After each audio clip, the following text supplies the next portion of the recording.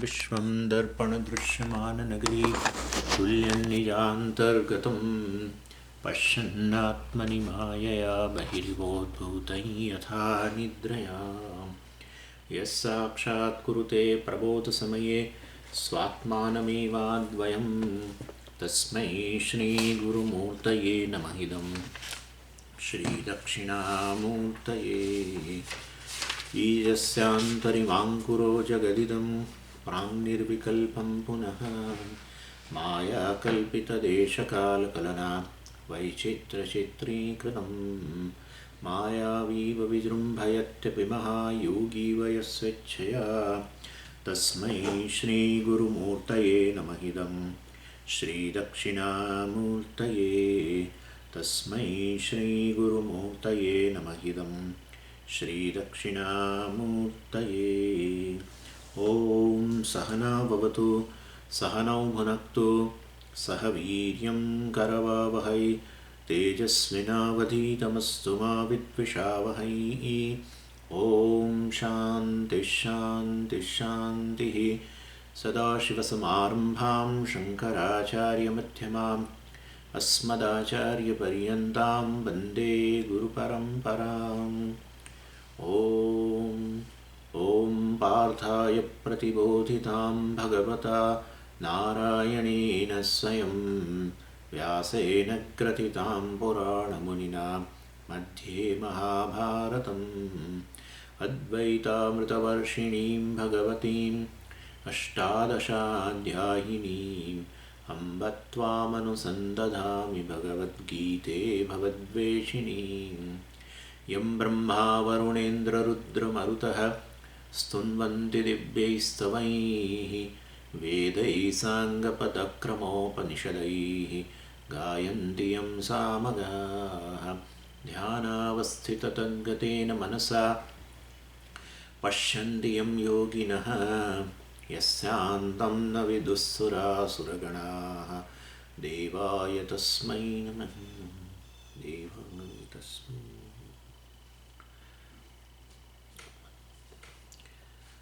अथ चतुर्दशोऽध्यायः। श्रीभगवानुवाच 24वां श्लोक। समदुःखसुखस्वस्थः समलोष्टाश्मकाञ्चनः तुल्यप्रिया प्रियो धीरः તુલ્યનિંદાત્મસંસ્તુતિઃ। આપણે આ 24મો શ્લોક જોઈ રહ્યા હતા, જેમાં આ ગુણાતીત જે જ્ઞાની છે, ગુણાતીત એટલે ગુણોને અતીત કરેલો, એટલે આત્મા ગુણોથી અતીત છે એવું જેણે જાણ્યું છે. આત્મા નિર્ગુણ છે, સર્વગુણોથી પર છે, સત્વરજસ તમો ગુણથી પર છે. સત્વરજસ તમો ગુણ જે છે એ તો વાસ્તવમાં અધ્યારોપ છે, આત્મા પરનો અધ્યારોપ છે. અને સત્વરજસ તમો ગુણમાંથી ઉત્પન્ન થતો બધા કાર્ય. સત્વરજસ તમો ગુણો એટલે માયા. વાસ્તવમાં માયા એ બ્રહ્મ પરનો અધ્યારોપ જ છે, અને એ ઉપાધિ છે, ઉપાધિ અધ્યારોપિત છે. અને એનાથી ઉત્પન્ન થતું, માયાથી ઉત્પન્ન થતું સમગ્ર જગત પણ જે છે એ પણ વાસ્તવમાં અધ્યારોપિત છે. એટલે એ વાસ્તવમાં આ વ્યક્તિ જે છે, આ જ્ઞાની પુરુષ જે છે, પોતાને આ રીતે હું નિર્ગુણ બ્રહ્મ છે એવું જે જાણે છે, એને અહીંયા ગુણાતીત કહે. ગુણોથી અતીત થાય, એટલે અતીત કંઈ થવાનું નથી, હું અતીત છું જ એ જાણવાનું છે. એનીવે, એટલે એના લક્ષણ બતાવે છે હવે આ જ્ઞાની પુરુષના. જેમ આપણે દ્વિતીય અધ્યાયની અંદર સ્થિતપ્રજ્ઞાના લક્ષણો બતાવ્યા, 12મા અધ્યાયમાં ભગવાને જ્ઞાની પુરુષ, જ્ઞાની ભક્તના લક્ષણો બતાવ્યા. એવી રીતે અહીંયા પણ આ જ્ઞાની પુરુષના લક્ષણો બતાવે છે. શું કહે છે? પહેલું, સમ દુઃખ સુખ. સુખ અને દુઃખ બંને એના માટે એક જેવા છે. એટલે એવું નહીં ગણવાનું કે સુખ કે દુઃખની ખબર જ નથી પડતી. આવું લોકો કહેતા હોય છે કે આ જ્ઞાની પુરુષ જે છે, તો સમજીએ એને તો દેહમાં આત્મબુદ્ધિ ન રહી હોય તો એને આપણે પેલી પીન એના શરીર પર પેલું કંઈક સોય કેવું કંઈક ઘૂસશે તો એને એ કરીએ, સોયથી એને સોય મારીએ તો પછી એને થાય કે ના થાય દુઃખ. જો દુઃખ થાય તો હજુ શરીરમાં તાદાત્મ્ય છે એવું આપણે માની લેવાનું. ને આ તો જીવનભર દુઃખ થાય છે. માટે ખરેખર તો આ જ્ઞાની નામની કોઈ વસ્તુ જ નથી, દેહમાંથી આત્મબુદ્ધિ દૂર જ ન થાય વગેરે વગેરે. એટલે સુખ દુઃખની ખબર તો પડે જ વાસ્તવની અંદર, પણ એ બંનેની અંદર એ વાસ્તવમાં અસંબદ્ધ રહે છે. માયાને કારણે એને કલ્પિત, કારણ કે દેહમાં આત્મભાવ નથી ને. અને મુખ્યત્વે દુઃખમાંથી મુક્તિ વગેરે કહીએ છીએ એ તો શોકમાંથી મુક્તિ છે. માનસિક શોકમાંથી મુક્તિ છે. આપણને તો શું થાય છે, શરીરમાં શરીરમાં કંઈ અસ્વસ્થતા આવે કે કંઈ પીડા ઉત્પન્ન થાય એટલે આપણે માનસિક રીતે પણ એટલા જ પીડિત હોઈએ છીએ. એ કહેવાનો આશય છે. એ માનસિક પીડા બતાવે છે. શરીરની પીડાથી મનમાં પીડા જે જન્મે છે ને એ તાદાત્મ્ય બતાવે છે દેહ સાથે. એમાંથી આ મુક્ત થયેલો છે. જેવી રીતે નાટકના અભિનેતા હોય એ પ્રસન્ન જણાય કે દુઃખી જણાય, પણ વાસ્તવમાં એ ખરેખર દર્શક, સારો દર્શક છે એ તો જાણતો જ હોય છે કે એ તો પ્રસન્નય નથી અને દુઃખી નથી. અને એવી રીતે એટલે મતલબ આવું તો ઘણા લોકો છે, આપણે જોયું પહેલાં કે આવી રીતે નેતાઓએ આપણી આગળ આવીને દુઃખ વ્યક્ત કરતા હોય આવી બધી સિચ્યુએશનની અંદર. મને બહુ દુઃખ થાય છે ને આમ તેમ કહેતા હોય કે મને આ બધું જોઈને બહુ દુઃખ થાય છે, હું સરકારને રજૂઆત કરીશ ને આમ તેમ ને બધું કહે. પણ આપણે જાણીએ છીએ કે એમના હૃદયમાં લેશ માત્ર દુઃખ નથી હોતું. એવું જ્ઞાની પુરુષ, એટલે જ્ઞાની પુરુષ કંઈ દમ નથી કરતો. જ્ઞાની પુરુષને તો સ્પષ્ટપણે સમજ છે કે એ શારીરિક પીડા છે, એમાં મને શરીર હું નથી એવી એને સ્પષ્ટ સમજ હોવાને કારણે શારીરિક પીડા હોય, પરંતુ એમના કારણે એને માનસ શોક સંતાપ નથી જન્મતો. એટલે સુખને દુઃખ પ્રત્યે એનો આ એટલે સમાન ભાવ છે. દુઃખને દુઃખ રૂપે જાણે, સુખને સુખ રૂપે જાણે. આટલા શરીરને આ વસ્તુ અનુકૂળ છે, શરીરને આ વસ્તુ પ્રતિકૂળ નથી, બધું ખબર પડે. એટલે આ બંને વાસ્તવમાં એક જેવું એને જણાય છે, અર્થાત આ ગુણોનો વિકાર છે. અને બંને વાસ્તવમાં અને શરીરની અનુકૂળતા અને પોતાની અનુકૂળતા માનવી એ જ તો બંધન છે, એનું નામ સંસાર. એટલે પછી એ સુખાકારી શરીરને અનુકૂળ વસ્તુ જે છે એને પકડી રાખવાનો પ્રયત્ન થાય અને એ પેલી વસ્તુ છટકવા માંગે, એટલે એમાંથી મનમાં સંઘર્ષ થાય, જતું ના રહે વગેરે વગેરે. આપણને જ્યાં પણ શરીરની અનુકૂળતા જગત લાગતી હોય ને એવો સ્થાન કે એવા વિષયો જે છે એના એ આપણાથી છોડી ન જાય એવું ઈચ્છે જ. એટલે કારણ કે શરીરમાં આત્મભાવ છે અને દુઃખ ઉત્પન્ન કરે, પ્રતિકૂળતા ઉત્પન્ન કરે એવી વસ્તુઓ નજીક જ ના આવે એના માટે પ્રયત્ન કરી, અને આવી જાય તો એને કઈ રીતે દૂર કરવી એનો પ્રયત્ન ચાલે. એટલે આ રીતે કહેવાનો આશય કે આ પ્રકારે આ સંસાર જે છે પ્રવૃત્તિ નિવૃત્તિ રૂપી સંસાર જન્મતો હોય છે. રાગ દ્વેષ જન્મે જેને કારણે કંઈ પણ જન્મે. અને દુઃખમાં તો સ્વામીજી સમાન ભાવ, પણ સુખમાં વળી સુખને માટે પણ શા માટે? સુખ આવે ત્યારે તો ભોગવી લેવું જોઈએ. ના, દુઃખ અને સુખ બંનેને સમાન ગણે છે. એટલે એને તો ખબર છે કે વાસ્તવમાં અજ્ઞાન દશાની અંદર એને જોયું છે કે દુઃખ જેટલું બંધન ઉત્પન્ન કરે એના કરતાં સુખ બહુ બંધન ઉત્પન્ન કરે છે. એટલે સુખ માટે થઈને એણે ભૂતકાળની અંદર સુખના વિષયોની પ્રાપ્તિ, એટલે કે શરીરને અનુકૂળ વિષયોની પ્રાપ્તિ માટે દોડાદોડ બહુ કરેલી છે. અને વસ્તુઓ સુખ આપતી જણાય પ્રાપ્ત થાય એટલે, અને પછી કોઈ જાણે ક્યાં છૂ થઈ જાય છે ખબર નથી પડતી. વસ્તુ પડેલી હોય આપણી પાસે તો હવે સુખ નથી આપતી, અને ઘણીવાર વસ્તુ સુખ આપીને જતી રહે અથવા પડી જાય આપણી પાસે, સદા આપણે એને પકડી રાખીએ એટલે રહે, પણ હવે એ સુખ જ નથી આપતું. હવે આપણી નજર બીજે જાય છે. એટલે આ બધું જોયું છે એણે. એટલે એને ખબર છે કે દુઃખ કરતાં તો સુખના વિષયો વધારે બંધનકારી છે, અને માટે વાસ્તવની અંદર એ દુઃખ અને સુખ બંનેથી તો અવપાર થઈ ગયેલો છે, એટલે સમાન બની ગયો છે. અને એના માટે બંને એક જેવા છે. એટલે અર્થાત બંધન જ છે. એને માટે એવું નથી કે દુઃખ જે છે એ બંધન કરનારું છે અને સુખ બંધનમાંથી મુક્ત કરાવનારું છે, એવું એના મનમાં છે જ નહીં. અને સુખની તરફની પ્રવૃત્તિ સ્વાભાવિક છે. લોકો કહે છે કે ભાઈ આ જગતની અંદર કોણ સુખ નથી ઈચ્છતું? બધાએ એટલે મેં તમને કહ્યું હતું ને કઈ વખતે, મને લાગે છે કહ્યું જ હશે કે એ આપણને કહે કે તમે ભગવાનને શા માટે ઈચ્છો છો? સુખને માટે જ ઈચ્છો છો, નહીં તો ભગવાનના અમુક જ રૂપને તમે કેમ ભજો છો? બધા રૂપને ભજો. ભગવાન તો યમદૂતના રૂપમાં છે, તો પછી યમદૂતના રૂપમાં ભજો. તો યમદૂતને ભજશો તો યમદૂત પ્રાપ્ત થશે. તેમાં શું આવ્યું છે? ભગવાનનું જ રૂપ છે ને. પણ ના, અમારે તો યમદૂત ના જોઈએ, એટલે અમે તો અમુક જ રૂપને ભજીએ. એનો અર્થ કે તમે આ ભગવાનને જે ભજો છો એ પણ તમે કોઈક સુખ વગેરે માટે જ ભજો છો. તમને ખબર છે આ યમદૂત આવશે તો એ દુઃખનું કારણ છે, અને માટે વાસ્તવમાં તો પછી અમે વિષયોને ભજીએ છીએ. અમે શું ખોટું કર્યું? અમે વિષયોને ભજીએ, તમે ભગવાનને ભજો. બધા સુખ માટે જ ભજે છે ને, તો તમે એવો આગળ કેમ રાખો છો ભગવાનને જ ભજવા જોઈએ અને વિષયો તરફથી મુક્ત થયું, વિષયો તરફના આકર્ષણમાંથી મુક્ત થયું જોઈએ એવું કહેવાની કંઈ જરૂર નથી.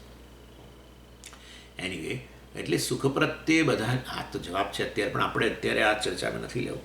સુખને માટે જે આપણને સ્વાભાવિક આકર્ષણ છે એનું મૂળ કારણ કે આત્માનું સ્વરૂપ આનંદ છે. આપણે એટલે ઈચ્છીએ છીએ, પણ આત્માનું સ્વરૂપ આનંદ હોય તો પછી એમાં બહાર ઈચ્છા રાખવાની ક્યાં જરૂર છે?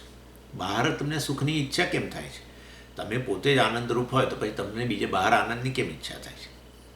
એટલે વાસ્તવમાં આપણે કહીએ છીએ ભાઈ અજ્ઞાનને કારણે હું આનંદરૂપ હોવા છતાં પણ મને ખબર નથી ને માટે હું ઝંખું છું, અને જે મારું સ્વરૂપ હોય એને જ હું ઝંખું પછી.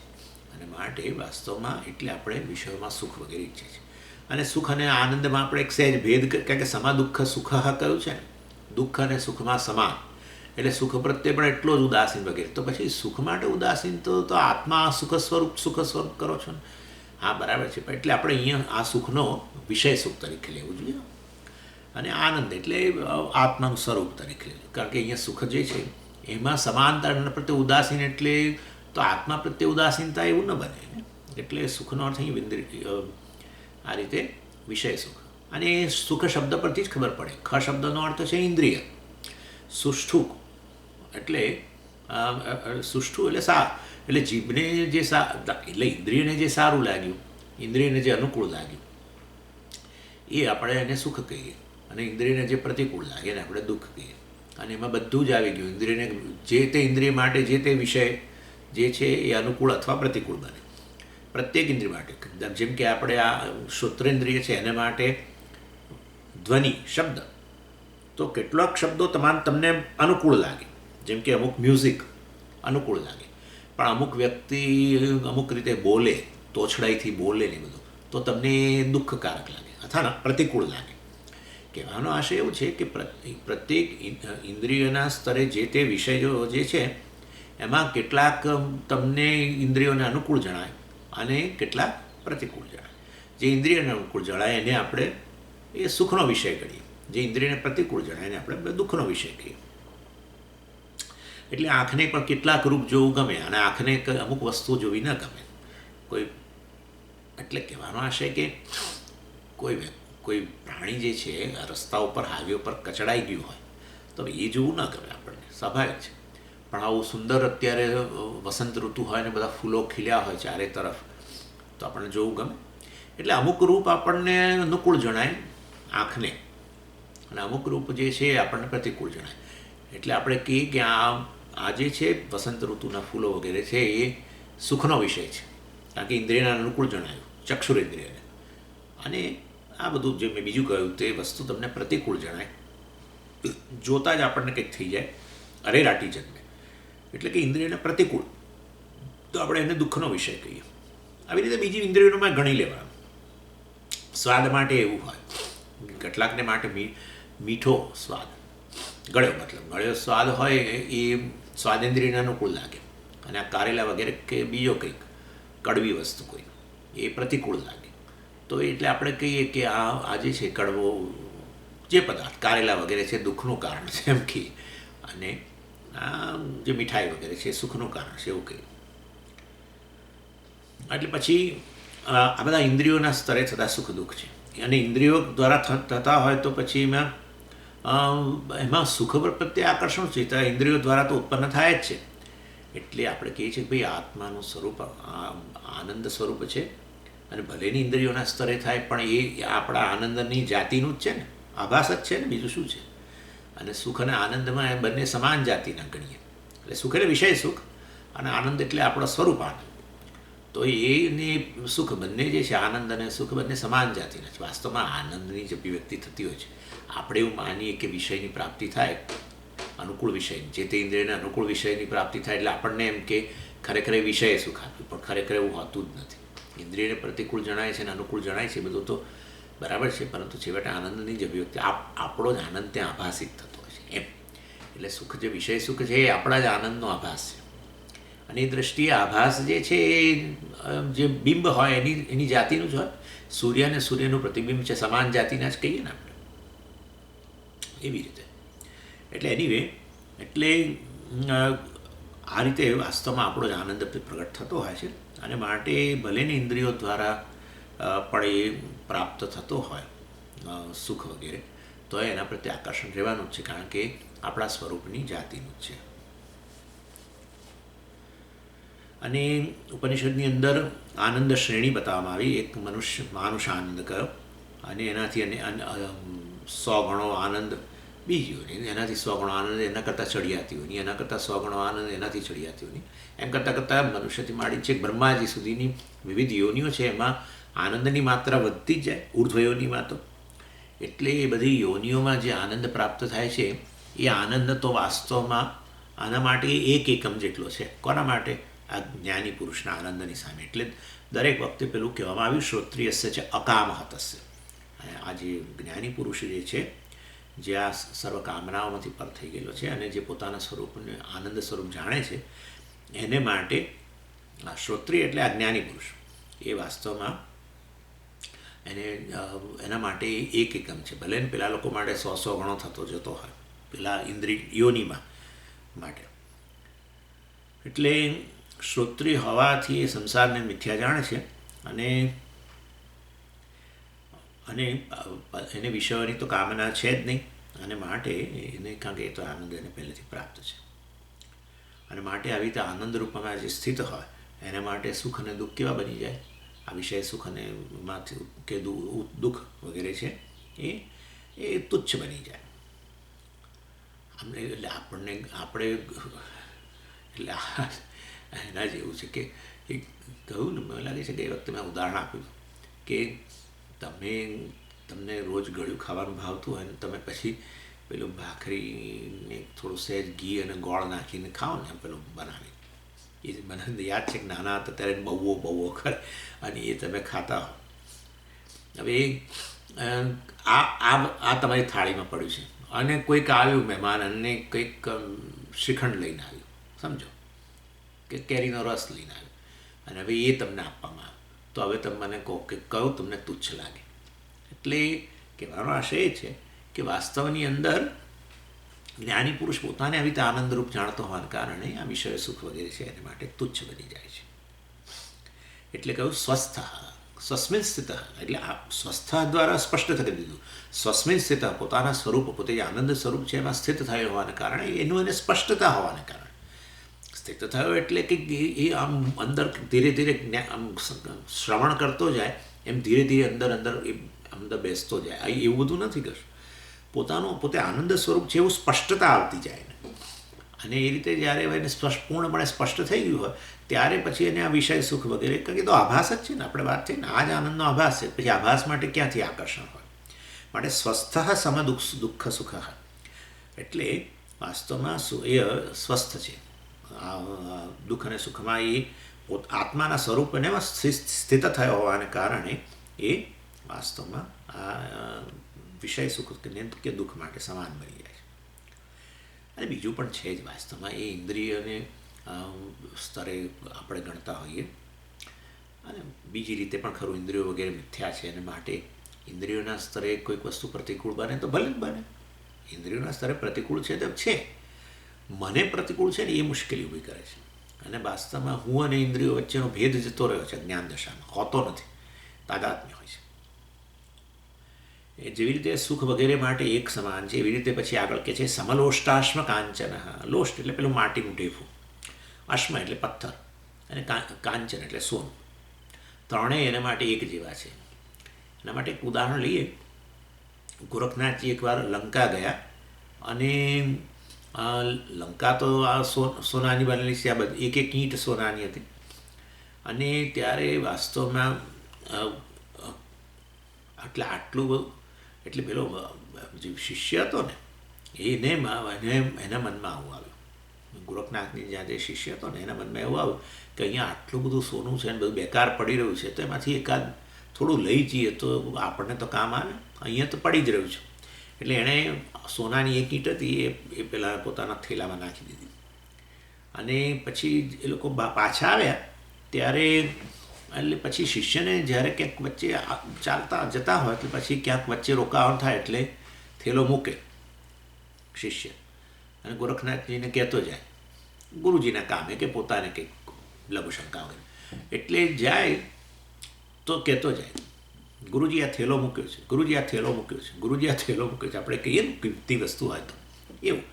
એટલે એણે કહ્યું કે આ ગુરુ, એટલે પહેલાં ગોરખનાથજીને શરૂમાં તો 2 3 4 વાર એમણે કંઈ ગણકારી નહીં કે પછી એમને થયું કે આ શું કેમ આવું કયા કરે છે, આ થેલો મૂક્યો છે, થેલો મૂક્યો છે, થેલામાં એવું કંઈક છે, શું છે એવું. એટલે જઈને એમણે જોયું તો એમણે કે અંદર આ ઈંટ, સોનાની ઈંટ જોઈ. ત્યારે એમણે થયું કે અરે રે રે, આ કેટલો મૂર્ખ છે આ મારો શિષ્ય. કશું બોલ્યા નહીં. પછી આગળ થોડે ગયા એટલે પછી ગોરખનાથજી પર થોડા એમને લઘુશંકાની માટે એમણે ગયા અને એમણે કહ્યું શિષ્યને કે તું ઊભો રહો, હું આવું છું હમણાં. એટલે જ્યારે એક પર્વત પહાડના પાસે ગઈને એમણે આ કર્યું અને લઘુશંકા કરવાને કારણે એ પહાડ જ સોનાનો થઈ ગયો. એટલે એમણે પછી પાછા આવીને શિષ્યને કહ્યું કે તું આ તું જો આ શું થયું. તો કે હા, આખું સોનાનો થઈ ગયું. એટલે કહે છે કે તું આ થેલામાં લઈને ચાલતો તો એ આવા પેશાબની બે ટીપા લઈને તું ચાલતો તો જો તું આ પેશાબ સમાન છે, મતલબ કે એમણે પેશાબ કર્યો ને આખો સોનાનો થઈ ગયો ને. એટલે કે તું તો આ વાસ્તવમાં લઘુશંકા જે કરી હોય ને એ જે ટીપા હોય એ તું લઈને જોડે ચાલતો હતો. એટલે કહેવાનો આશય છે જે લઘુશંકા કરવા માત્રથી સુવર્ણની ઉત્પત્તિ કરી શકે છે એને ખુદ સુવર્ણની ઈંટ જોડે લઈને જવાની એની કોઈ જરૂરિયાત રહે ખરી, એને કોઈ પ્રવૃત્તિ હોય. એટલે એ તો જાણે છે કે જ્યાં પણ પથ્થર હોય, માટી હોય, એને સોનું કરી શકે છે. એવી ને એવી રીતે જે આ સ્વસ્થ પુરુષ છે અર્થાત ગુણાતીત જે છે, જે આત્મામાં સ્થિત છે, એ જાણે છે કે આ માટી હોય કે પથ્થર હોય અને જ્યારે આપણા સુવર્ણના પ્રારબ્ધનો ઉદય થશે એ સમયે સુવર્ણ ઉપલબ્ધ થશે જ. એટલે ગોરખનાથજી માટે સુવર્ણની કેમ એ નથી, કારણ કે એ ધારે ત્યારે માટી કે પથ્થરને સુવર્ણ બનાવી શકતા હોય. એને માટે એને સુવર્ણની ઈચ્છા કદી રહે ખરી. એ સુવર્ણ માટે કેવી સ્થિતિ હોય એના મનની સમાનતા. એટલે મતલબ માટી હોય કે સુવર્ણ હોય, બંનેમાં એની સમાન જ દ્રષ્ટિ હોય. કારણ કે લઘુશંકા માટીને ગમે ત્યારે સુવર્ણ કરી શકતા હો તો તમને કેવી હોય મનમાં? એ બંને માટે સમાન ભાવ જ હોય.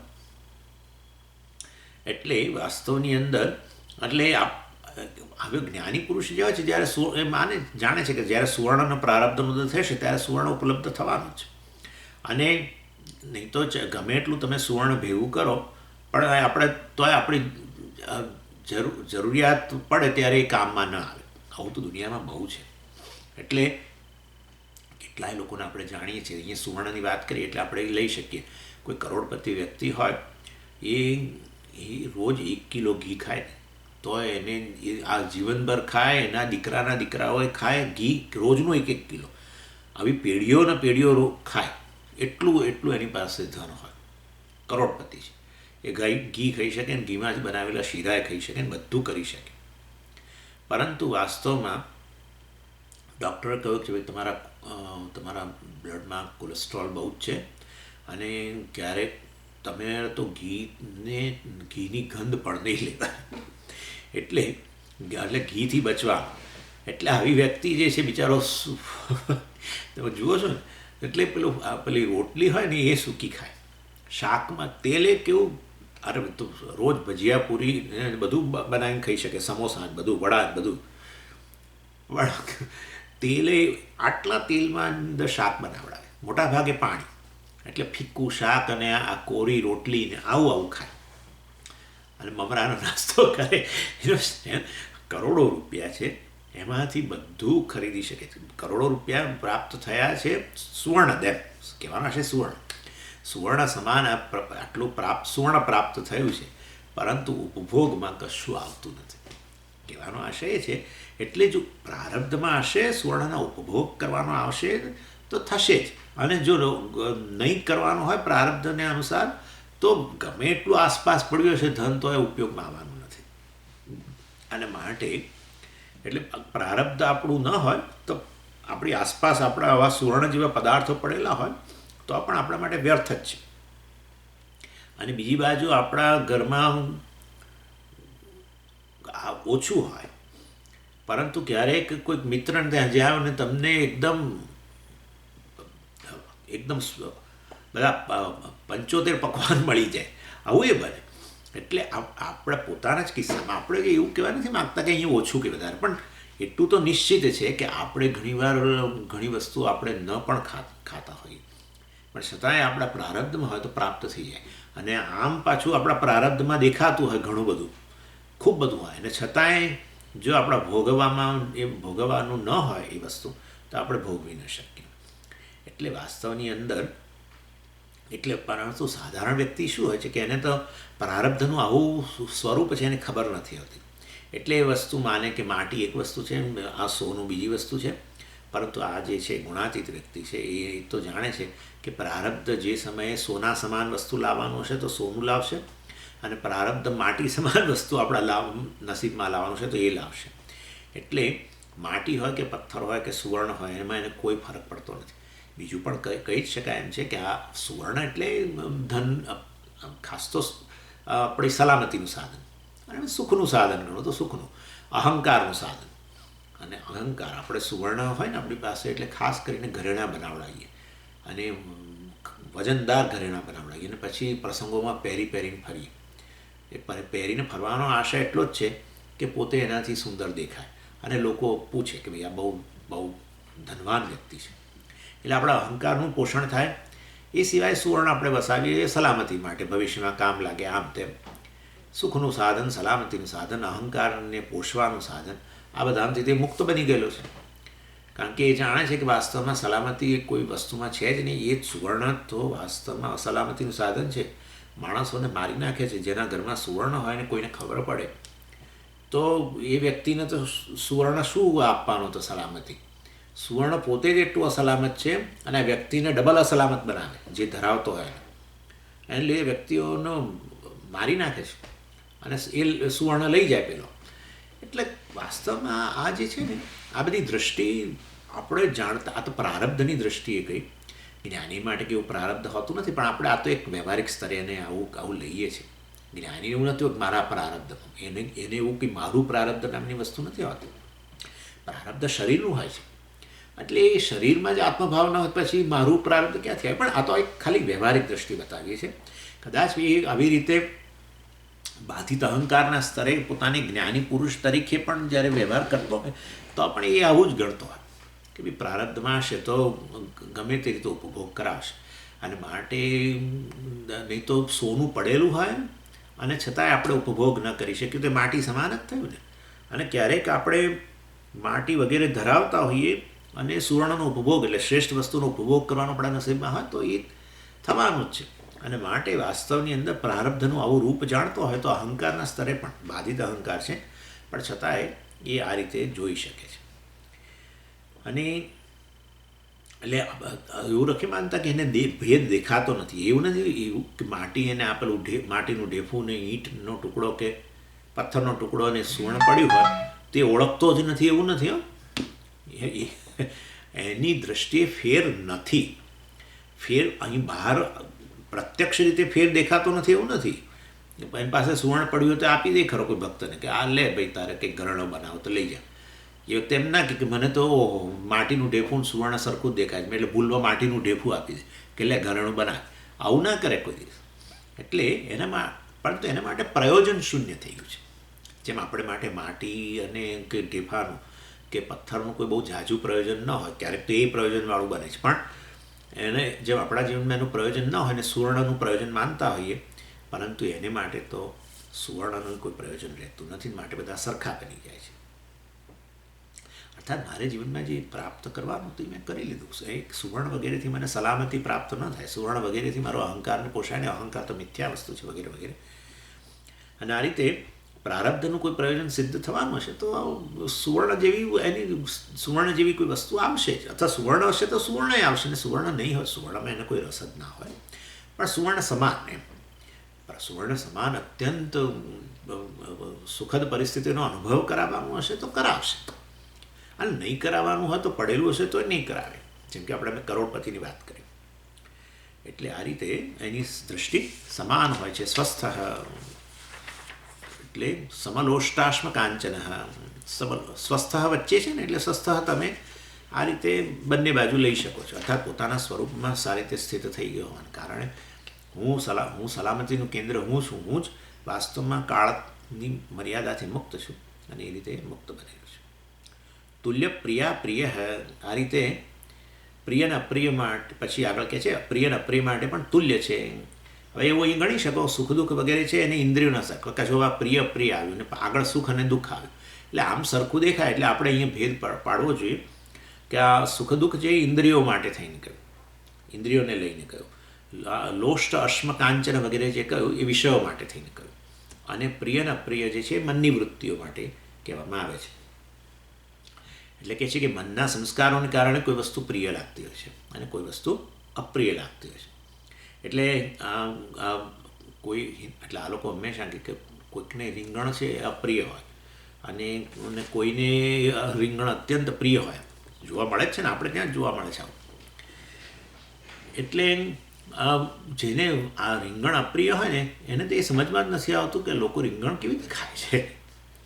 એટલે આ અકબર ને બિરબલની વાત છે એની અંદર કે એકવાર બિરબલ જે છે એ એવી રીતે રીંગણનું શાક બનાવીને અકબર માટે લઈ ગયો અને અકબરને બહુ જ ગમી ગયું કે આ તો બહુ સરસ રીંગણનું આ રીંગણ તો બહુ સરસ વસ્તુ છે, રીંગણનું શાક બહુ સરસ છે વગેરે વગેરે. એટલે આવું જ્યારે કહ્યું અકબરે ભોજન લીધા પછી ત્યારે બિરબલે કહ્યું કે હા હજુ વાત સાચી જ તમારી, કારણ કે ભગવાને એ રીંગણના મસ્તક ઉપર આમ પેલો તાજ જેવું મૂક્યું છે ને, એ પેલું ડીટાનો ભાગ આમ તાજ જેવો છે. એટલે કે હા બહુ સરસ વસ્તુ છે કારણ કે એના ઉપર આવી રીતે તાજ વગેરે મૂકવામાં આવે છે. અને પછી 2-3 કલાક થયા એ લોકો વાતો કરતા હતા, ત્યાં પછી અકબરના પેટમાં થોડી ગડબડ શરૂ થઈ, વાયુનો પ્રકોપ થયો. એટલે અકબરે તરત કહેવા માંડ્યું કે આ રીંગણ બહુ ખરાબ વસ્તુ છે કારણ કે આ તો મને વાયુ ઉત્પન્ન કરે છે, મને અત્યારે પેટમાં દુખાવો થાય છે. બિરબલે કહ્યું કે હા જો વાત તમારી સાચી છે, આ રીંગણ બિલકુલ બેકાર વસ્તુ છે કારણ કે ભગવાને એને કાળા બનાવે છે. એટલે કોઈ વ્યક્તિ બેઠેલો હતો આ બંનેની વાતચીત સાંભળી રહ્યું હતું ક્યારનું. એટલે કહે છે કે તમે તો હમણાં 2 કલાક પહેલાં કહ્યું, બિરબલને કહ્યું એમણે કે તમે તો હમણાં રીંગણની 2 કલાક પહેલાં તો પ્રશંસા કરતા હતા અને હવે આ નિંદા કરો છો. તો કે હા, કારણ કે હું રીંગણનો નોકર નથી, હું આ બાદશાહ છે અકબર એનો નોકર છું. એટલે આવી રીતે જ્ઞાનીની બુદ્ધિ આવી છે, બિરબલ જેવી છે. એટલે વાસ્તવમાં પ્રારબ્ધ જે છે એ આવી રીતે પ્રિયતાવાળો પદાર્થ લાવે તો કે બહુ સરસ, કોઈ વસ્તુ પ્રિય હોય તો કેટલું સુખ આપે છે એમ કે, અને કોઈ અપ્રિય વસ્તુ આવે તો એમ કે આ કેટલી સુંદર વસ્તુ છે જુઓ, એનાથી વૈરાગ્ય ઉત્પન્ન થાય છે. એટલે વાસ્તવમાં એ અને વાત સાચી જ છે, કોઈ વસ્તુમાં પ્રિયતા ન હોય ને તો આપણે પકડી જ ન રાખીએ, આપોઆપ જ વૈરાગ્ય ઉત્પન્ન થઈ જાય. એટલે કોઈકે પૂછ્યું કે ભાઈ હમણાં તમે કોઈની વસ્તુને પ્રિય કહીને પ્રિયને કહ્યું કે તમે મતલબ કે કોઈ પ્રિય વસ્તુ પ્રાપ્ત થઈ, તમે કહ્યું કે એ સરસ છે, અને હવે અપ્રિય વસ્તુ પ્રાપ્ત થાય એની સારી કહો છો. એટલે વાસ્તવમાં જ્ઞાની પુરુષો આવો જ જવાબ આપે કે ભાઈ આ બધી વસ્તુઓ શરીરમાં છે ત્યાં સુધી પ્રારબ્ધને અધીન છે. પ્રારબ્ધ પ્રિયતાનો અનુભવ કરાવે અને પ્રારબ્ધ વાસ્તવમાં એટલે પ્રારબ્ધ પ્રિયતાનો અનુભવ કરાવે માટે અમે એની વાહ કરી. અમે તો પ્રારબ્ધના નોકર છીએ એમ કે, એટલે પેલા બાદશાહના નોકર છીએ એમ કે. એટલે પેલો બિરબલ બાદશાહનો નોકર છે માટે એ રીંગણને પ્રિય કહે છે ને અપ્રિય કહે છે, વાસ્તવમાં ખરેખર તો એ બાદશાહનો નોકર છે, રીંગણનો નોકર નથી ને. એવી રીતે આ જાણે કે આપણે પ્રારબ્ધના નોકર છીએ અને એના માટે થઈને આપણે પ્રારબ્ધ જે વસ્તુ ધરે એને આપણે ક્યારેક સારી વસ્તુ ધરે તો આપણે એને પ્રિય કહીએ, અને આ રીતે ક્યારેક આવી અપ્રિય વસ્તુ એ ધરે તો પણ પછી આપણે એને જ્ઞાની હોય એ શું કે એને પ્રિય કહે. કેમ એને પ્રિય કહે છે? એટલે વાસ્તવમાં કારણ કે પ્રારબ્ધને કારણે આવો અનુભવ થઈ રહ્યો છે, પ્રારબ્ધ કારણે અપ્રિયતાનો અનુભવ થાય છે. પ્રારબ્ધ એટલે પ્રારબ્ધને કારણે ગુણો સાથેનો વ્યવહાર હોય છે, અને માટે એને પ્રારબ્ધનો જ્યાં સુધી મતલબ છે ત્યાં સુધી આ પ્રકારે પ્રિયતા અને અપ્રિયતા મનમાં ઉત્પન્ન થતી હોય છે. અને આ વ્યક્તિ જ્ઞાની પુરુષ એનાથી અતીત હોવાને કારણે પ્રિય અને અપ્રિય બંને એમાં સમાન હોય છે. તુલ્ય નિંદાત્મ સંસ્તુતિ અર્થાત અંતઃકરણમાં ઉત્પન્ન થતી પ્રિય, આમ પણ સ્વામીજી આવું પ્રિય અને અપ્રિયના મનમાં જ કેવી રીતે ઉત્પન્ન થાય? એ તો સંસ્કારને કારણે ઉત્પન્ન થાય. જૂની વાસનાઓને કારણે થવાનું જ. અમુક પ્રકારની વાસનાઓ હોય એને કારણે, એટલે જ મને પ્રિય હોય છે તમને અપ્રિય નથી હોતું, મને અપ્રિય હોય છે તમને અપ્રિય નથી હોતું. બને જ છે ને. આ રીંગણનો જ કિસ્સો લો ને, રીંગણનો જ કિસ્સો લો તો તમને ખબર પડે મને રીંગણ કેમ પ્રિય છે. ખબર નથી મને એવું છે કે આ સારી વસ્તુ છે. તમે કહો સ્વામીજી રીંગણ તો કંઈ ખાવાની વસ્તુ છે, આ તો બહુ અપ્રિય વસ્તુ છે, એનો દેખાવ જો ને એ બધું, મતલબ કે એને બનાવો ત્યારે કેવું થઈ જતું હશે બધું, આપણને આમ ગમે નહીં. શાકાહારી વ્યક્તિને ન ગમે એ પ્રકારનું દેખાય છે બધું. એટલે તો કહું ભાઈ મને તો બહુ જ ગમે, શિયાળામાં રીંગણ સારા મળે, મને તો બહુ જ ભાવે, આમ તેમ. એનીવે, એટલે કહેવાનો આશય આપણી વાસનાઓને લીધે હોય છે. અંતઃકરણમાં બધી વાસનાઓ પડી છે ને, એના માટે અંતઃકરણ મિથ્યા થઈ ગયું છે. માટે અંતઃકરણમાં વાસનાઓ મિથ્યા થઈ, પણ વાસનાઓને અનુરૂપ પ્રિય અપ્રિય વસ્તુ જણાય ને, જરૂર જણાય, 101% જણાય, જ્ઞાનીમાં જણાય, પરંતુ એટલે તુલ્ય પ્રિય અપ્રિય તુલ્ય થઈ ગયું, કારણ કે એને માટે મિથ્યા છે. મિથ્યામાં ચડુતર ન હોય, જે છે એ બધું મિથ્યા હોવાના કારણે એના માટે સમાન બની જાય. એટલે પ્રિયના પ્રિયમાં એના મનનો અનુભવ જે થાય છે એમાં પણ આ વ્યક્તિ સમાન રહે છે. આ રીતે ગણવું જોઈએ આપણે. તુલ્ય નિંદાત્મ સંસ્તુતિ, તુલ્ય નિંદા આત્મ સંસ્તુતિ, એટલે કોઈ વ્યક્તિની નિંદા કરે કે સ્તુતિ કરે, બંને એને માટે સમાન જ છે. નિંદા કરે તો કોની કરે, એટલે કે શરીર અને મનની નિંદા કરે, બાકી તો કોની નિંદા કરી શકે. એટલે આત્મ સ્વરૂપ તો નિર્ગુણ છે, એની કોઈ નિંદા ના કરી શકે, નિષ્ક્રિય છે, એટલે એની નિંદા થઈ પણ ન શકે. એટલે ગુણોથી નિંદા થતી નથી કે ક્રિયાથી પણ એની નિંદા થતી નથી. એની એટલે આ શરીર, ઇન્દ્રિય, મન, બુદ્ધિ, જે આ સ્થૂળ સૂક્ષ્મ શરીર જે છે એની નિંદા થતી હોય છે. અને એની નિંદા આપણા માટે સારી હોય છે, આપણા માટે એટલે અજ્ઞાની માટે, કારણ કે એને આત્મા કહે છે ને, આ શરીર વગેરેને જ આપણે તો આત્મા કહીએ છીએ, અને માટે વાસ્તવની અંદર એને આપણે સારી કહેતા હોઈએ છીએ. એને એટલે વારંવાર આપણે એટલે શું કરવામાં આવે છે, તમે જુઓ વેદાંતની અંદર આ કાર્યકારણ સંઘાત જે છે એની વારંવાર નિંદા કરવામાં આવે. આપણે તો ઘણી જે અજ્ઞાની છે એને તો આ શરીર, મન, બુદ્ધિના સ્તરે એની નિંદા થાય તો એને પોતાની નિંદા લાગે. એની સ્તુતિ થાય કે તમે દેખાવડા છો, તમે આમ છો, તમારે તો આ ઇન્દ્રિયોનું તેજ બહુ સરસ છે, તમારી તો યાદશક્તિ કેટલી સારી, વગેરે વગેરે વગેરે. આવું બધું જે કંઈ હંમેશા એટલું તો નક્કી જ છે કે નિંદા અને સ્તુતિ બંને જે થાય છે ને એ આ શરીર, મન, બુદ્ધિના સ્તરે જ થાય છે. કોઈને તમે એવું ના કહેશો આ તમારો આત્મા કેટલો સરસ છે, આવું કંઈક બધા એક જ આત્મા સચ્ચિદાનંદ જ છે, જ્યાં એ સચ્ચિદાનંદ છે, અહીંયા સચ્ચિદાનંદ છે. માટે એવું ચડિયાતા ઉતરતા પણ કોઈ છે જ નહીં જેથી કરીને સ્તુતિ કે નિંદા કશું કરે. એટલે વાસ્તવની અંદર એ નિંદા આપણે આની જે શરીર, મન, બુદ્ધિના સ્તરે એની ખરેખર નિંદા થાય ને એ વધારે યોગ્ય છે. કેમ? કારણ કે આપણે પોતે પણ જેણે જ્ઞાન પ્રાપ્ત કરવું છે, જેણે આ દેહમાંથી આત્મભાવનો ત્યાગ કરવો છે, એણે પણ વાસ્તવમાં એની નિંદા થાય એ શ્રેષ્ઠ છે. એ પોતે એણે નિંદા કરવી જોઈએ. અને એટલા માટે શાસ્ત્રમાં બતાવે કે આ શરીર શું વસ્તુ છે. એ તો બહાર તેમ કે આવું પેકિંગ છે ને આ તો બધું અંદર તો બધી ગંદકી જ છે, માટે શરીર પ્રત્યેનું આકર્ષણ ન હોવું જોઈએ ને વગેરે વગેરે. કબીરજી પેલું કહ્યું ને કે શું કહ્યું,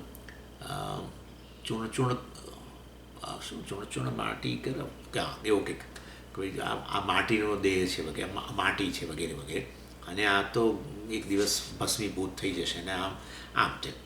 એટલે વાસ્તવમાં એને આપણે અહમ અહમ અહમ કર્યા કરીએ છીએ, ખોટું છે એવું કબીરજીએ પણ કહ્યું.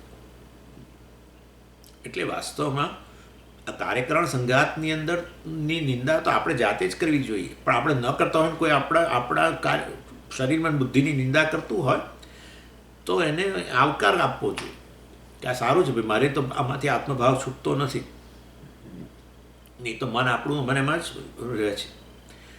એટલે કોઈ વ્યક્તિ નિંદા કરે એ ખોટી વસ્તુ નથી, અને આપણે પોતે પણ એની નિંદા કરીએ છીએ શાસ્ત્ર દ્વારા. અને એ રીતે તો શરીરને તો સ્વામીજી આત્મજ્ઞાન માટેનું સાધન બતાવવામાં આવ્યું ને મનુષ્ય જન્મ દુર્લભ બતાવવામાં આવ્યું, બરાબર છે બધું. આ એક દ્રષ્ટિબિંદુ. બીજા દ્રષ્ટિબિંદુથી એને જ્ઞાનનું સાધન બતાવવામાં આવ્યું, બરાબર છે, પણ તમે એને સાધનને બદલે તમે પોતે જ છો એવું માની લો તો શું થાય? કાર તમારા માટે સાધન છે બહાર જવા આવવાનું વગેરે, હવે એ કારને જ તમે એટલો બધો આત્મભાવ આવી જાય કે કારને જ તમે હું કહેવા લાગો તો પછી શું દશા થાય. એટલે એ છોડાવો તો જોઈએ ને ભાઈ, કાર સાધન છે, કાર તું નથી એટલે પછી પણ છૂટતો ન હોય, તમારી આસક્તિ એટલી તીવ્ર બની ગઈ હોય કે એ છૂટતું જ ન હોય તો પછી કારની નિંદાએ કરવી પડે. એનીવે, એટલે એ રીતે વાસ્તવમાં શરીર, મન, બુદ્ધિ વગેરેની આ રીતે નિંદા થતી હોતી કંઈ ખોટું નથી, આવકારદાયક છે. અને સ્તુતિ કરતા હોય તો પણ એ શરીર નિંદા વગેરે, શરીર, મન, બુદ્ધિની સ્તુતિ થાય છે, મારી નિંદા સ્તુતિ થતી નથી. હું તો સર્વથા એનાથી ભિન્ન છું, એનો સાક્ષી છું. આ રીતે વાસ્તવમાં માટે એની નિંદા કે સ્તુતિ થાય એનાથી મને શું ફેર પડે છે. જેવી રીતે તમે જુઓ તો આપણા દેશની અંદર રહેનારા લોકોને અમેરિકાના પ્રેસિડેન્ટની કોઈ નિંદા કરે, માની લો કે એની પ્રશંસા કરે, એનાથી આપણને શું ફેર પડે? આપણને કોઈ ફેર પડતો નથી. અહીંનો વ્યક્તિ હોય એને ફેર પડે, કારણ કે એનાથી સંબંધિત છે. પરંતુ આપણા દેશના લોકોને અહીંના દેશના અમેરિકાના દેશના રાષ્ટ્રપતિની નિંદા કરે કે સ્તુતિ કરે, શું ફેર પડે છે? કારણ કે હું એનાથી સંબંધિત જ નથી.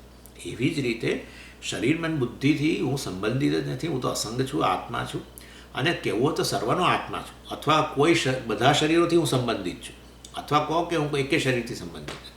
વાસ્તવમાં મિથ્યા અને સત્ય વચ્ચે શું સંબંધ હોય? મિથ્યા અને સત્ય વચ્ચે શું સંબંધ? તમે જુઓ, દાખલા તરીકે આ જળનું તરંગ અને જળ વચ્ચે શું સંબંધ? બે વસ્તુ હોય તો સંબંધ હોય ને. એક જ વસ્તુ છે, ખાલી પેલો તો દેખાવ જ છે, અને વાસ્તવમાં એ તો એનાથી બિલકુલ અભિન્ન છે. તરંગ તો જળથી અભિન્ન છે. અને માટે કહેવાનો આશય એવો છે, એવું જ્ઞાનીની દૃષ્ટિ હોય છે. પોતાના અસંગ આત્મા જાણતો હોવાને કારણે આ શરીર, મન, બુદ્ધિ વગેરે જે છે એનાથી સંબંધિત જ નથી. માટે એની નિંદા થાય કે સ્તુતિ થાય એનાથી એને કોઈ ફેર પડતો નથી. અને એ રીતે બંનેમાં એ તુલ્ય રહે છે. અને અહીંયા આત્મસંસ્તુતિ કહ્યું, તુલ્ય નિંદાત્મ સંસ્તુતિ. નિંદા આત્મસંસ્તુતિ. આત્મા એટલે આત્માની સ્તુતિ, અને એવી રીતે આત્માની નિંદા, બે બાજુ આપણે ગણવું જોઈએ. એટલે વાસ્તવમાં આ ગુણાતીત માટે આત્માની નિંદા અને આત્માની સ્તુતિ વાસ્તવમાં એમાં એ તુલ્ય હોય છે. તો આત્માની સ્તુતિની નિંદા કેમ? આત્મા ક્યાંથી લાવે? એટલે આત્મા એટલે જેને તમે આત્મા રૂપે ગ્રહણ કર્યો છે એવા શરીર, મન, બુદ્ધિની નિંદા કે સ્તુતિમાં એ સમાન હોય છે, એવું આપણે ગણવું જોઈએ. અને આમ અહીંયા એક નિયમ હોય છે કે દ્વંદ્વ સમાસ હોય ને, દ્વંદ્વ સમાસના શરૂઆતમાં કે મધ્યમાં કે અંતમાં જે શબ્દ આવે એને બધા સાથે સંબંધિત કરવો જોઈએ. અને એટલા માટે તમે જુઓ તો તુલ્ય, નિંદા, આત્મસંસ્તુતિ, એમાં પેલો આત્મ શબ્દ વચ્ચે આવે છે, તો પછી એને પેલા આ બાજુ નિંદા સાથે પણ જોડવો જોઈએ અને સંસ્તુતિ સાથે પણ જોડવો જોઈએ. એટલે આત્મનિંદા અને આત્મસંસ્તુતિ એ રીતે ગણવું જોઈએ. કારણ કે એને દેહ વગેરેમાં આત્મબુદ્ધિ રહી નથી, અને માટે પોતાના સ્વરૂપમાં સ્થિત થયા હોવાને કારણે એને અને એ આ બંનેમાં સમાન રહે છે.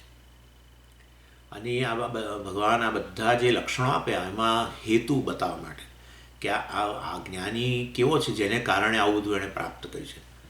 અર્થાત માન અને અપમાનમાં તુલ્યતા. અને પછી હું કહ્યું કે આ દુઃખ અને સુખમાં સ્વસ્થતા હોય છે, સ્વસ્થ રહે છે. અને લોષ્ટ, અશ્મ, કાંજન વગેરે વિષયો પ્રત્યે પણ એનો સમાન ભાવ હોય છે, પ્રિય અને અપ્રિયમાં સમાન હોય છે વગેરે વગેરે. માન અપમાન તો હવે આવવાનું છે, પરંતુ આ રીતે અથવા તો આ આત્માને અથવા દેહ વગેરેની નિંદા કે સ્તુતિ વગેરેમાં સમાન હોય છે. આવું બધું આવું પ્રાપ્ત કરવા માટે, આવા લક્ષણ પ્રાપ્ત કરવા માટે શું મુખ્યત્વે નિમિત્ત છે? તો કે ધીર, અર્થાત જે પરમાર્થ બુદ્ધિથી સંપન્ન છે, આત્મબુદ્ધિથી જે સંપન્ન છે. એટલે ધિયમ રાતિ દદાતિ ઇતિ ધીર, વાસ્તવની અંદર આ આત્મજ્ઞાનથી સંપન્ન હોવાને કારણે એ આત્મજ્ઞાનના બળ પર એ આવો સ્વસ્થ અથવા તો આવો સમાન બને છે. જ્ઞાની પુરુષનો આ રીતે અહીંયા લક્ષણો કેટલાક બતાવ્યા. હવે આ ગુણાતીત વ્યક્તિ જે છે, જ્ઞાની પુરુષ છે, એનો આચરણ એ હવેના શ્લોકમાં બતાવે છે. માનાપમાનયોસ્તુલ્ય તુલ્યો મિત્રારિપક્ષયો સર્વારંભ પરિત્યાગી ગુણાતીતસ્સ ઉચ્યતે. નિંદા અને સ્તુતિમાં એક જેવો હોય છે. આને એટલે ગમને પછી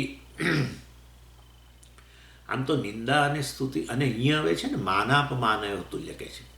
આમ તમે જુઓ ને તો નિંદા અને સ્તુતિ, માન અને અપમાન વચ્ચે ભેદ નથી પાડી શકાયો, પરંતુ ભેદ પાડવો જ પડશે, કારણ કે અહીંયા પહેલાં નિંદા અને સ્તુતિની વાત કરીને હવે માન અપમાનની વાત કરી. એટલે વાસ્તવમાં આપણે કહેવું પડશે અહીંયા કે નિંદા અને સ્તુતિ છે એ વાણીના સ્તરે થતું માન અપમાન છે. વાણીના સ્તરે સ્તુતિ થાય એને આપણે માન કહીએ, વાણીના સ્તરે નિંદા થાય એને આપણે અપમાન કહીએ. આપણે એવું અહીંયા ગણવું પડશે. અને આ બાકી એના સિવાયનું, વાણી સિવાય અતિરિક્ત શરીર વગેરેના વ્યવહાર દ્વારા કેટલીક વાર વ્યક્તિ એવી પ્રકારની ચેષ્ટાઓ કરે એટલે આપણને અપમાનજનક લાગે, અથવા એવી ચેષ્ટાઓ કરે આવો આવો આવો વગેરે એમ કરી, આમ એવો આ શરીરની પણ એવી ચેષ્ટા કરે તો આપણને એનાથી આપણને માન લાગે.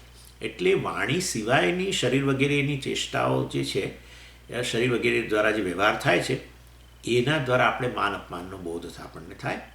અને વાણીના સ્તરે જે નિંદા અને સ્તુતિ હોય એ અને આપણે આ રીતે વાસ્તવમાં વાણીના સ્તરનું માન અપમાન કહીશું, એના સિવાયનું માન અપમાન અહીંયા ગણવું જોઈએ. એટલે નિંદા અને સ્તુતિથી અતિરિક્ત જે માન અપમાન જે માન અપમાન રહેલા છે એમાં આ જ્ઞાની પુરુષ તુલ્ય હોય, એમાં એ નિર્વિકાર છે. કેમ? સેમ વસ્તુ. એટલે માન શેનું થયું? દાખલા તરીકે એને સમજો કે આમાં હાર પહેરાવે, બરાબર, પેલી વ્યક્તિ આમ હાર પહેરાવે, માન. પણ કોનું માન થયું? કોનું બહુમાન થયું? શરીરનું બહુમાન થયું. અને કદાચ પછી એ વ્યક્તિ તમને હાર પહેરાવીને તમારા માટે કેટલાક શબ્દો બોલ્યા, જેને કારણે તમે મતલબ કે બધો તમારા વિશે બહુ કહો, તમે આમ એ તો વ્યક્તિ આવા છે ને તેવા છે, બહુ બહુ ઊંચી કક્ષાના છે ને આમ વગેરે વગેરે વગેરે. તો એ વાણીના સ્તરનું તમારે માન ગણવાનું, આપેલું શરીરના સ્તરે. એટલે એ રીતે ભેદ પાડવો પડે. જે સ્તુતિ કરી વાણીના સ્તરે એને પણ આપણે માન જ કહીએ, પણ વાણી સિવાય જે શારીરિક ચેષ્ટાથી કર્યું એને આપણે માન કહીશું. એટલો ભેદ પાડવો પડશે અહીંયા. અચ્છા, એટલે બંને શરીર મનના સ્તર કે માનસિક રીતે પણ કરી શકે, એટલે મનના સ્તરે પણ હોય તો પણ એ છેવટે એને તો આ શરીરમાં આત્માથી આત્મબુદ્ધિ જ જતી રહી હોવાને કારણે એ બંનેમાં તુલ્ય રહે છે, નિર્વિકાર રહે છે. એટલે કંઈ માન આવી રીતે કોઈ આપે એને, દાખલા તરીકે આવું છે બહુમાન વગેરે કરે તો એને કંઈ એવું ના થાય કે મારામાં ખરેખર કંઈક વધારો થયો. અને કોઈ અપમાન કરે તો એને એવું ક્યારેય એવું ન થાય કે મારામાં કોઈ ખરાબી આવી રહી છે.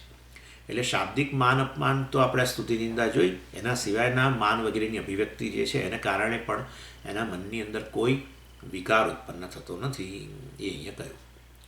કારણ કે એને ખબર છે મારું માન અને અપમાન થઈ શકે એવું જ નથી. માન આપનારો એ છે અને માન લેનારો એ જ છે, એક જ છે. ખાલી શરીર મન બુદ્ધિ, એક શરીર મન બુદ્ધિ અને બીજું શરીર મન બુદ્ધિ વચ્ચે ચાલે છે આ બધું. અને શરીર મન બુદ્ધિ ખરેખર આત્મા નથી. પણ સ્વામી, પેલો શરીર મન બુદ્ધિ વાળો તો એને તો એમ છે કે એ હું જ છું, એને જે રહ્યું તો પણ આના મનમાં સ્પષ્ટ થઈ ગયું છે કે એક જ આત્મા સર્વમાં અભિવ્યક્ત થયેલો છે, સર્વરૂપે અભિવ્યક્ત થયેલો છે. અને માટે આત્માથી અન્ય કશું છે જ નહીં. અને આત્મા ખરેખર આજે આ મિથ્યા નામ રૂપથી કોઈ સંબંધ જ નથી, મિથ્યા શબ્દ આ બધા દેહ વગેરેથી કોઈ સંબંધિત જ નથી. અને એ રીતે વાસ્તવમાં અન્ય વ્યક્તિની દ્રષ્ટિએ ભલે એનો દેહ એ આત્મા માનતો હોય, પણ એ તો અજ્ઞાનને કારણે છે, ભ્રમ જ છે. અને માટે જ્યારે એને આત્મજ્ઞાન પ્રાપ્ત થાય ને ત્યારે આ પ્રકારનું જ જ્ઞાન થાય. ભૂતાત્મા, હું તો સર્વભૂતોનો આત્મા છું. અને માટે એ ચેતન અત્યારે જે બોલી રહ્યો છે મારા માટે, કે જે આવું માન આપી રહ્યો છે, એ વાસ્તવમાં ખરેખર તો એક જ આત્માની બધી અભિવ્યક્તિઓ છે. અને માટે એને કશું લાગે છે. એટલે માન અને અપમાન કારણ કે મારા નથી, એટલે અને બીજાઓ દ્વારા માન અપમાન જે થતા હોય એમાં કોઈ વિકાર ઉત્પન્ન ન થાય, એક સમાન રહેતો હોય છે. વિકાર એટલે એના મનમાં કોઈ વિક્ષેપ વગેરે ઉત્પન્ન ન થાય. મિત્રારી પક્ષયો હો તુલ્ય. પહેલાં કહ્યું કે ઉદાસીન રહે છે, પહેલાં આવી ગયું હતું ને, ઉદાસીનવદ આસીન. હવે અહીંયા કહે છે મિત્ર અને અરી, મિત્ર અને શત્રુના પક્ષ માટે પણ તુલ્ય રહે છે, તો એટલે ઉદાસીન જ ભાવ થયો ને. તો હવે પહેલાં ઉદાસીન તો કઈ ગયા છે, એટલે હવે અહીંયા તો પછી ફરી પાછું કેમ કહ્યું? એટલે આપણે અહીંયા જરા એને આ વસ્તુને જુદી રીતે સમજવી પડશે. આપણે આપણી દૃષ્ટિએ કોઈ મિત્ર કે શત્રુ ન હોય ને તો એને ઉદાસીન ભાવ કહેવાય. આપણી દૃષ્ટિએ કોઈ મિત્ર કે શત્રુ ન હોય, પણ બીજાની દૃષ્ટિએ કોઈ મિત્રને કોઈ શત્રુ હોઈ શકે, એના પ્રત્યે સમભાવ. દાખલા તરીકે સમજો કે તમે જ્ઞાની પુરુષ છો, તમારા માટે કોઈ શત્રુ નથી, મિત્ર નથી, પણ હું તમારી આગળ આવીને રજૂઆત કરું કે મારા માટે આ ફલાણી વ્યક્તિ જે છે ને એ મિત્ર જેવા છે, બહુ મદદરૂપ થાય છે, અને આ મારા કામમાં હંમેશા અવરોધ નાખે છે આ બીજી વ્યક્તિ. એટલે આ મારી દૃષ્ટિમાં મિત્ર અને શત્રુ છે, અને હું તમારી આગળ રજૂ કરું, અને તોય તમારા મનની અંદર બંને માટે સમભાવ જ રહે. હું શત્રુ તરીકે જેને જોઉં એને એ શત્રુ તરીકે જુએ, એવું તરીકે ન જુએ. હું જેને મિત્ર તરીકે, ભલે હું તમારો સેવક હોઉં, એટલે તોય તમે, નહીં તો આવું જ થતું હોય છે, સેવકના શત્રુ અને મિત્ર આપણા શત્રુ મિત્ર બની જાય. એટલે વાસ્તવની અંદર મને જેના પ્રત્યે શત્રુભાવ છે એને પ્રત્યે એને શત્રુભાવ ન હોય, મને જેના પ્રત્યે મિત્રભાવ છે એના પ્રત્યે એને મિત્રભાવ ન હોય. એટલે એ રીતે સમભાવ છે એવું કહેવાય. એટલે બીજાની દૃષ્ટિથી, અર્થાત ગુણાતીત જે છે એ કોઈને શત્રુ કે મિત્ર ના માને. એટલે બીજાની દૃષ્ટિએ જે મિત્ર શત્રુ હોય એની દૃષ્ટિનો, એ મિત્ર શત્રુની દૃષ્ટિનો પોતે સ્વીકાર ન કરે, ઉદાસીન જ રહે, એમ કહેવાનો આશય છે. સમાન રહે. પછી હવે બીજું પણ એમાં એની અંદર જોવાનું છે. એમાં એવું છે, બીજાની દૃષ્ટિથી જે મિત્ર સમાન હોય,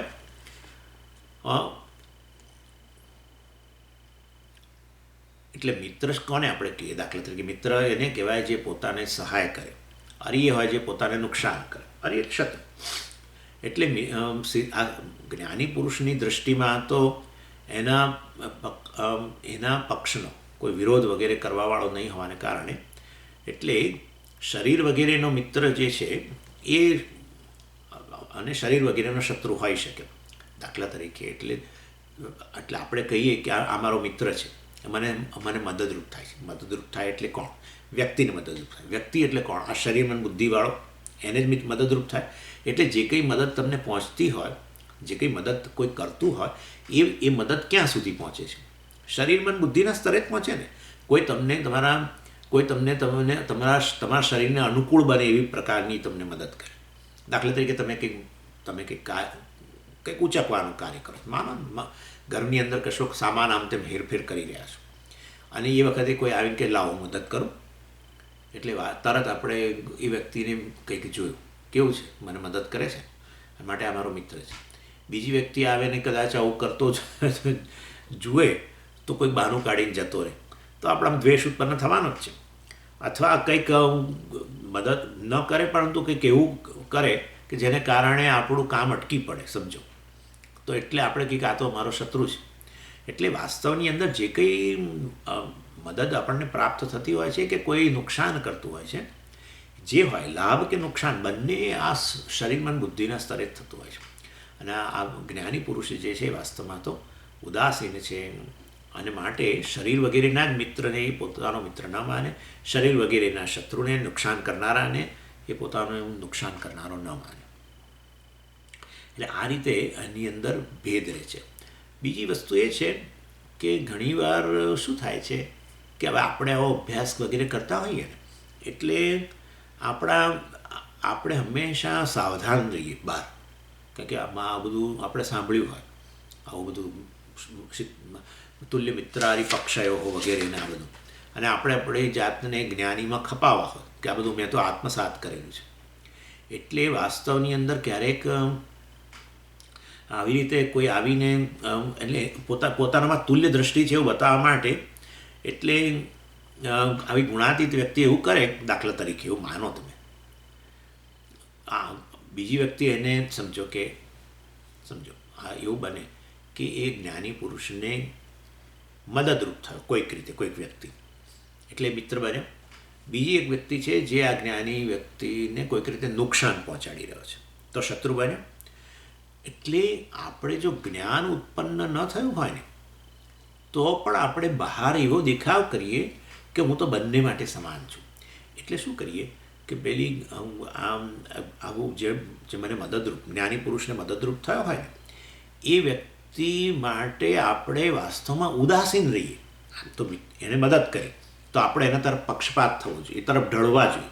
પણ મનમાં તો ઉત્પન્ન થાય કદાચ, પરંતુ આપણે બહાર દેખાડવું નથી, નહીં તો પક્ષપાત દેખાય. પક્ષપાત દેખાય તો પછી આ જ્ઞાની પુરુષનું લક્ષણ આપણામાં ન દેખાય. એટલે આપણે બહાર જાણી જોઈને એવો ભાવ કહેવાય કે એ ભલેને મને મદદ કરી, પણ હું તો એને માટે ઉદાસીન જ છું. અને આ વ્યક્તિ જે છે જે મારું નુકસાન કરતો હોય, તો વાસ્તવમાં આમ તો શું કરીએ આપણે? એનાથી દૂર જઈએ અથવા એને સામે નુકસાન કરીએ કે જે તે. એને બદલે આપણે આવું દેખાડવું હોય કે હું તો બંનેમાં સમાન છું, તો આવો શત્રુ જે હોય ને, જે આવો નુકસાન પહોંચાડતો હોય, એના પ્રત્યે જાણી જોઈને ઢળીએ, એને જાણી જોઈને આમ બોલાવીએ, એને આમ જાણે મિત્રને આપણે કેટલું માન આપતા હોય એવી રીતે જ માન આપીએ. આપણે હૃદયમાં નથી, હૃદયમાં તો દ્વેષ છે, પરંતુ જો આવો દ્વેષ બહાર દેખાડી દઈએ અને તો થાય કે જો પહેલાં એને મદદ કરી તો એના તરફ એ ઢળી ગયા, અને આ એને નુકસાન કરે છે તો એનાથી એના પ્રત્યે દ્વેષ કરે છે, તો એમનામાં તો રાગ જ દ્વેષ છે. એટલે વાસ્તવમાં એમનામાં દેહાત્મ બુદ્ધિ છે. એટલે આ જે જ્ઞાન ન હોય એ વ્યક્તિ જે મદદ કરે એના તરફ વાસ્તવમાં પક્ષપાત કરતો દેખાય. પરંતુ પક્ષપાત કરવો જોઈએ પણ ન કરે, કારણ કે આવો અભ્યાસ કરે છે અને જ્ઞાની તરીકે ખપાવો જ પોતાને. અને જે શત્રુ હોય એનાથી દૂર રહેવાની ભાવના હોય તો પણ બહાર એવું દેખાડે કે મને તો એના પ્રત્યે લેશ માત્ર દ્વેષ નથી, અને એને જાણી જોઈને એને ભેટે, અને મતલબ કે એની પ્રત્યે જાણે અત્યંત ઉમળકો બતાવે. એટલે આવું બધું ખરેખર જ્ઞાની હોય આવું ન કરે. જ્ઞાની આપોઆપ જ વાસ્તવની અંદર એની દૃષ્ટિ સમાન જ રહેતી હોય છે, એ કહેવાનો અહીંયા આશય છે. આપણા બધા વિવિધ પાસા જોઈ રહ્યા છીએ. એટલે આ વ્યક્તિ જે છે જેણે દ્વેષ મતલબ કે જેણે મને નુકસાન પહોંચાડ્યું છે, એનો તિરસ્કાર કરવો યોગ્ય નથી, નહીં તો વાસ્તવમાં લોકો શું સમજશે મારા વિશે. અને માટે જાણી જોઈને એને ભેટીએ, અને જેણે મને મદદ કરી છે એના પ્રત્યે જો પક્ષપાત કરીશ તો લોકો શું માનશે કે જોયું આ કેવું છે. આ બધું દેહાત્મ ભાવના તો છે જ, એમના શરીર મન બુદ્ધિના અનુકૂળ બન્યું એવી વ્યક્તિ માટે એમને બહુ પ્રેમ છે, પક્ષપાત છે, આવી રીતે. એટલે લોકો શું માનશે એમ માનીને આપણે કરીએ તો એમાં તો સમાનતા નથી. કહેવાનો આશય હરિ કે મિત્ર, શત્રુ કે મિત્ર માટે તુલ્યતા નથી. તુલ્યતા બંનેમાં એને આત્મજ્ઞાનને કારણ હોય છે કે જે કંઈ મદદ થઈ એ મને મદદ નથી, એ શરીર મન બુદ્ધિને મદદ થઈ, અને એ પ્રારબ્ધ પ્રમાણે જ હોય છે. બધું પ્રારબ્ધને પ્રારબ્ધાએ સમર્પિતમ વપુ, એને માટે તો પ્રારબ્ધ જ હોય છે, કેવળ પ્રારબ્ધ. અને હવે અમે ખરેખર પ્રારબ્ધનો ક્ષય કરી રહ્યા છીએ. એટલે એ પ્રારબ્ધ પ્રમાણે ક્યારેક કોઈક વ્યક્તિ શરીર મન બુદ્ધિને નુકસાન પહોંચાડનાર મળે, ક્યારેક કોઈક વ્યક્તિ અને એને અનુકૂળ થનાર મળે, અને માટે ક્યાંય એને દ્વેષ હોય, કારણ કે શરીર મન બુદ્ધિને આત્મા કહેતો જ નથી. અને આ રીતે સ્વાભાવિકપણે જ એનામાં સમાનતા હોય છે. જ્યારે જે જ્ઞાની ન હોય, ગુણાતીત ન હોય, એ વ્યક્તિ આ રીતે લોકો શું કહેશે એમ માનીને આવો દેખાડો કરે. મદદ કરનાર પ્રત્યે પક્ષપાત ન દેખાડે, અને જેણે નુકસાન કર્યું છે એના પ્રત્યે પક્ષપાત દેખાડે, એના તરફ આમ ઢળતો દેવતા એમ કરીને ખપાવવા માંગે કે હું બહુ ગુણાતીત છું. અને વાસ્તવમાં દંભ છે આ તો. એની એટલે આ તો એ આ પ્રકારે સ્વાભાવિકપણે જ આમનાથી મુક્ત છે, અહીંયા કહેવામાં આવે છે. આગળ હવે આવતી વખતે જોઈશું. ઓમ પૂર્ણમદ પૂર્ણમિદમ પૂર્ણાત પૂર્ણમુદચ્યતે પૂર્ણસ્ય પૂર્ણમાદાય પૂર્ણમેવાવશિષ્યતે. ઓમ શાંતિ શાંતિ શાંતિ. હરિ ઓમ શ્રી ગુરુભ્યો નમઃ. હરિ ઓમ.